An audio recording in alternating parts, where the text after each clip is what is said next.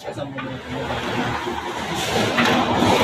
po, gumagawa po sila ng tag dito, exhaust hose na ilalagay dun sa ano, sa painting booth or painting room.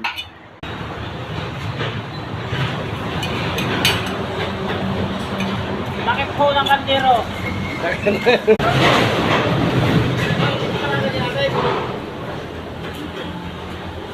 Hindi. Malaki kasi ito. Hindi bang mabigat yan? Hindi. Isa-isa. Hindi ka bigat ito. Hindi. Ganito eh.